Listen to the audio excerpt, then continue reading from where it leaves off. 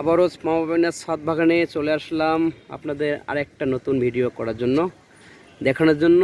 আজকে এসেছি মরিচ গাছে, মরিচ ধরেছে একদম, মরিচ পেকে লাল হয়ে গেছে। এখান থেকে হয়তো চারা রাখবেন ওরা, আপনাদের দেখাতে পাচ্ছি কিনা জানি না। দেখেন আপনারা, এই দেখেন, এই দেন কীভাবে মরিচ ধরেছে, পেকে লাল হয়ে গেছে একদম। সমত এখানে পাখি সমত এখানে আসে সকাল করে, অসংখ্য পাখি আসে এখানে বাগানে।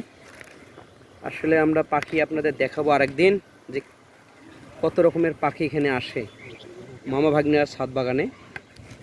খুবই সুন্দর, এই দেখেন মরিচ পেকে লাল হয়ে গেছে, অনেক সুন্দর।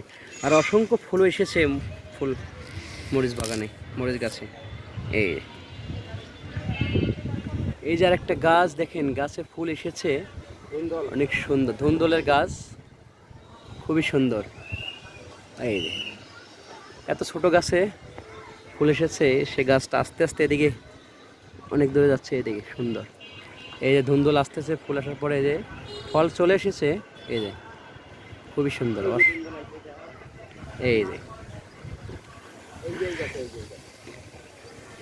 আমরা দেখতে পাচ্ছি ওখানে ধুন্দুল ছিল, এখানে দেখেন ধুন্দুল হয়ে গেছে বড় বড়, এই দেখেন। আর হয়তো কয়েকদিন পরে এটা বড় হলে খাওয়ার যোগ্য হবে। খুবই সুন্দর, এই যে খুবই সুন্দর, এই দেখেন বিশাল বড় ধুন্দুল। এই যে আর একটা গাছ, এখানে পাশে ওয়ার্কশপের দোকান, তো তার জন্য শব্দ হচ্ছে আপনাদের সব সমস্যা।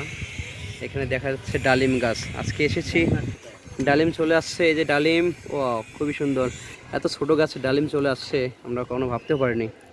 আর একটা এখানে ফুল চলে আসছে, এই যে করলা ধরেছে। আমরা ওদিকে আসবো আরও। এখানে দেখতে পাচ্ছি অনেক বড় বড় করলা ধরেছে। আপনারাও করবেন, আপনারা নিজস্ব ছোট জায়গার মধ্যে এরকম উদ্যোগ করে গাছ লাগাবেন, সবজি চাষ করবেন, খুব ভালো লাগবে আপনাদেরও। খুবই সুন্দর।